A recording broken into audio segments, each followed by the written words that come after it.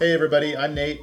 I'm Ian. We're with Wild Goose Coffee Roasters, and we wanted to show you. I know your favorite coffee house may have closed its doors temporarily, but you know the hope of having a good, reasonably tasty facsimile latte or vanilla latte or mocha or etc. is still within your grasp. And so we wanted to teach you how you can use your spare time, because you may have extra this time of the year, you might. and to be able to make a coffee house quality drink at home. So we're going to be walking through a series of videos where we'll teach you how to do just that. So enjoy.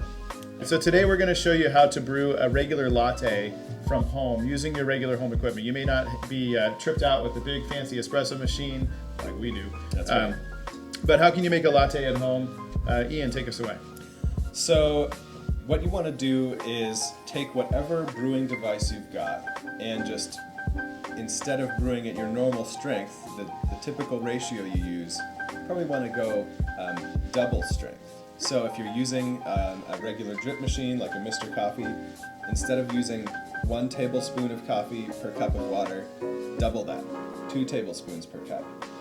For me, I'm using a pour over right now. I would normally go 20 grams of coffee to 300 grams of water.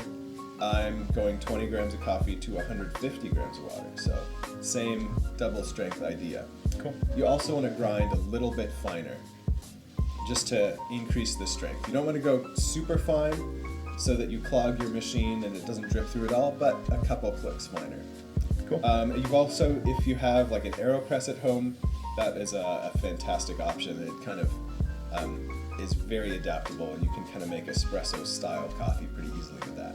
So when I'm doing my drip coffee at home with a pour over, I use the Baratza Encore grinder at grind setting 13. How many clicks finer should I go? I would say go between 2 and 4 clicks finer. Okay. Somewhere in that neighborhood. You don't want to go crazy. Yeah. But a little So a bit. 9 to 10 on my Baratza. Okay. Great. Let's do this. Let's. So as far as this goes, the brewing is going to be the same as normal. Make sure you use your fancy spin move to get your coffee out of the cup, just because it makes you look cool. And level your coffee before you start pouring. And start your timer. I'm using 40 grams of water to bloom my coffee, so that's double the amount of coffee. Which coffee are we brewing today? I am using the Guatemala El Rincon. Okay. It has a lot of smoothness to it, a lot of chocolate notes, and it really holds up well to this extra strength style of brewing. It doesn't get odd and bitter. It maintains its smoothness. It gets kind of an extra chocolatey quality. Okay. Now, as this blooms, I'm going to use a little spoon to stir and make sure that all of my coffee is evenly saturated. And I'm going to let this sit for a full minute, just to really let that coffee come in contact with the water, start to extract. So our usual pour over method is bloom for 30 seconds and then start to fill the water after that 30 seconds. So we're increasing that time as well. All right, so I'm going to add some more water. I'm going to pour up to a total of 100 grams and let this sit for about 15 seconds to draw down. Now, for our home users out there, do we have to use the Guatemala Rincon for this, or can we use anything? Kind of whatever coffee you like. It would work especially well with the comforting category, if you're familiar with our subscription packages. They tend to be kind of have more chocolate notes to them, and that works well for this style of brewing.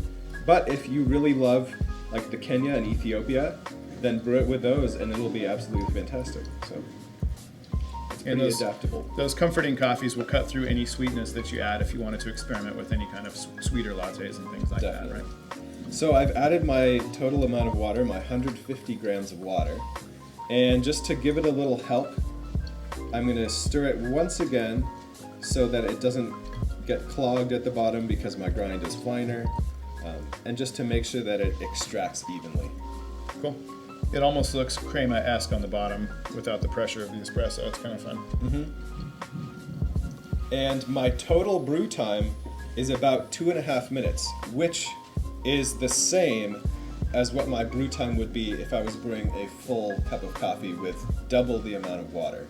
So I've used half the amount of water, but the brew time remained the same because I ground finer, and I also poured it slower and let it just kind of hang out longer.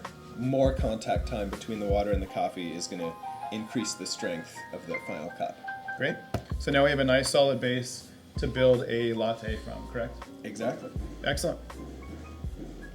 Done.